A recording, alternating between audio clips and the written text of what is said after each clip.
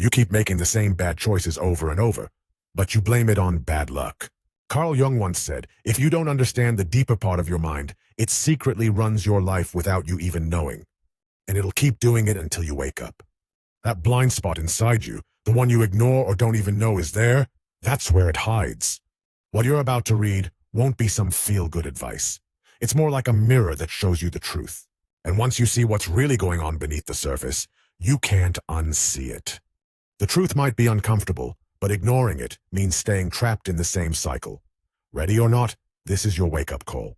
Why do you keep ending up heartbroken, stuck in the wrong job, or trapped in the same bad habits, no matter how hard you try to change? You move to a new place. You hang out with different people. You set new goals. But somehow, it all ends the same. A small voice inside asks, is it really me? You want to move forward, but something invisible pulls you back every time. You make promises in the dark. I won't go through this again. But then you do. It's not that you don't see what's happening. It's that you feel like you can't stop it. You're caught in a pattern you can't control. It feels like you're cursed, unlucky, or just broken. You wonder, why does this always happen to me? But maybe that's not the right question. What if the pain isn't chasing you? What if it's coming from inside you? And what if the reason it keeps happening is because a hidden part of you needs it to?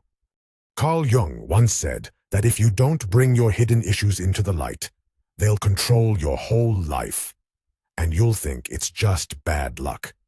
Imagine it. A whole life led by old wounds without even knowing it. Deep inside you, there are painful memories, broken hopes, and parts of yourself that never healed. And these parts aren't just sitting there. They're steering your life while you look the other way.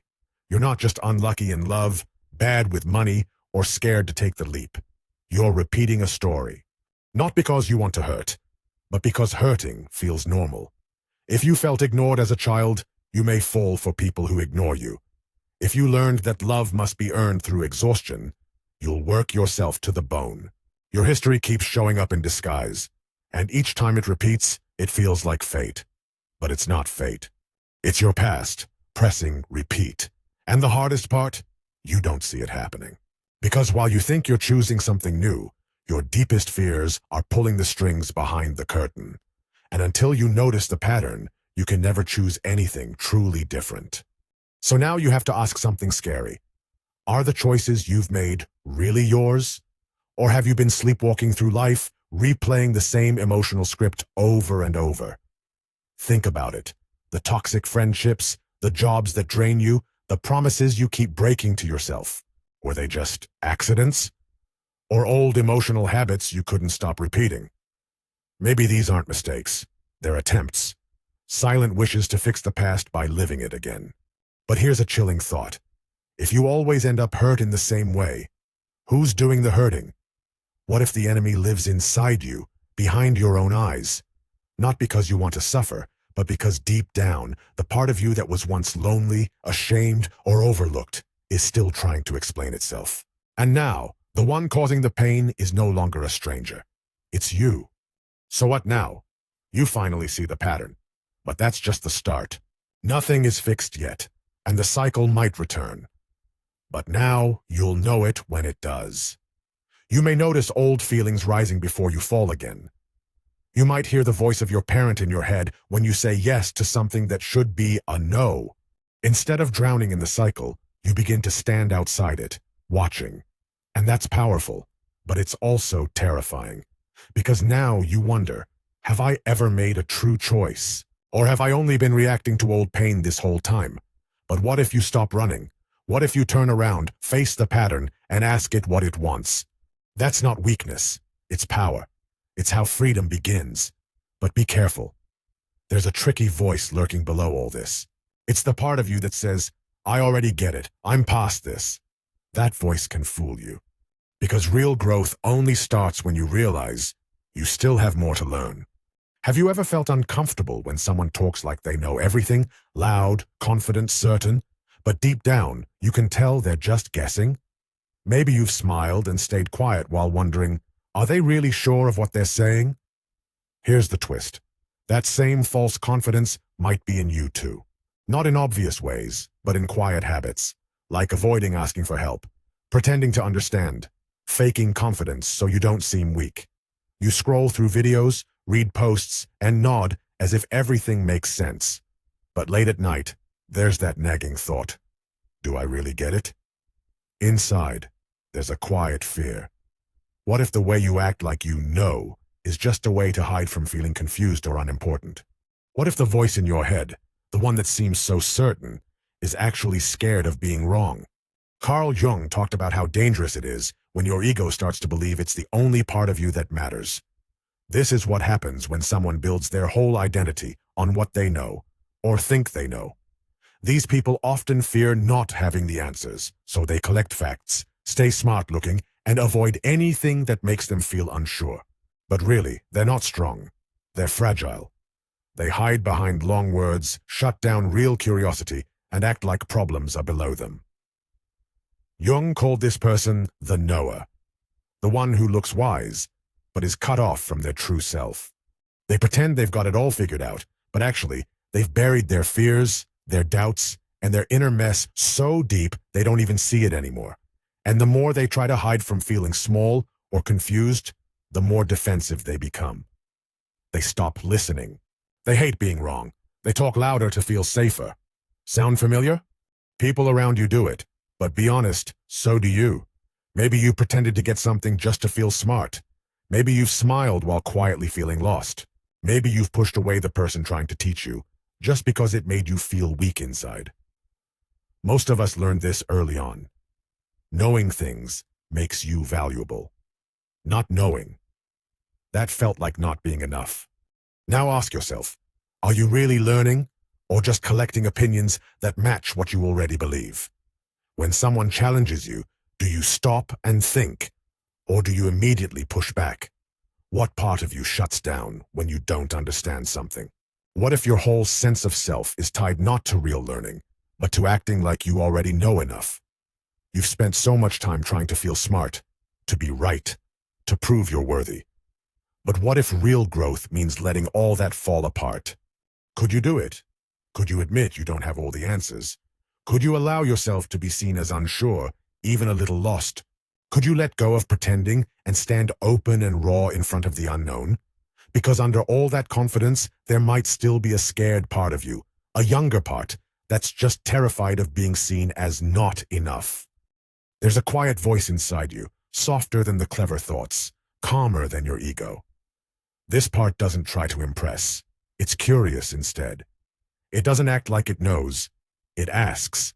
Carl Jung called this the inner wise one. It grows when you let go of trying to look smart. It shines brighter every time you admit, I don't know, but I want to learn.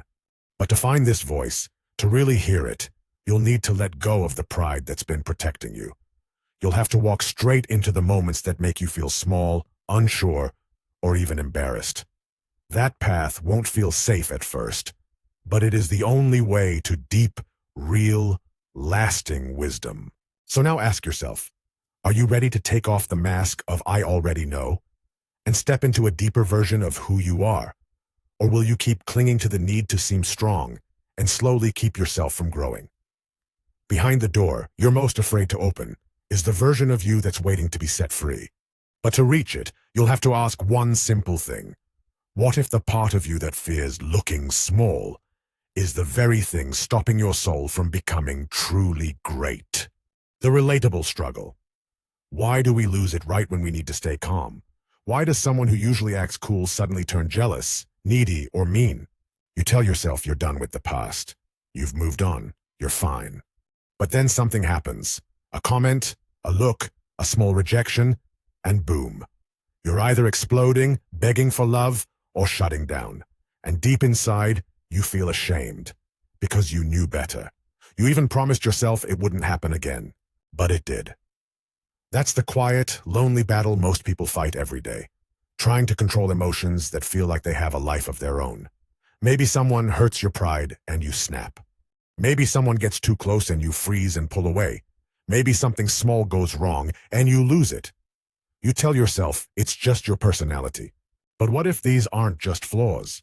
What if they're old emotional wounds you never healed? Old patterns running the show? If you don't face them now, they'll keep controlling you, and you won't even know it's happening. Carl Jung said that when we ignore parts of ourselves, they don't go away. They come back in disguise. Being emotionally immature doesn't mean you're young. It means you're still acting from the parts of yourself you shoved away a long time ago. The hurt little kid, the scared, confused teen, the person who never learned how to say, "I'm hurting," without lashing out or falling apart. These parts don't disappear. They just start acting out in sneaky, painful ways, like anger that feels too big, or silence that feels like safety, but is really fear. It feels like someone else takes over your body. The harsh parent, the needy partner, the cold critic. When these parts take control, it feels like you're not really choosing what you do. Jung called it being possessed. This happens a lot when we ignore our deep feelings.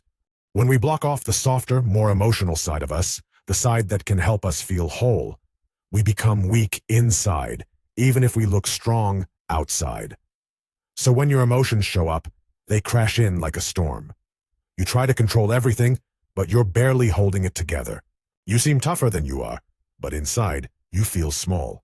And if you don't realize these patterns are playing out, they'll keep running your life, and you'll keep wondering why nothing ever changes. The existential question. You say, "This is just who I am." But what if that's a lie that's been keeping you stuck? What if the part of you that gets mad isn't mean? It's just tired of not being heard. What if your need to control everything is just fear in disguise? What if all the emotions you think define you, anger, shame, pulling away, are just habits you picked up to survive? Then who are you, really?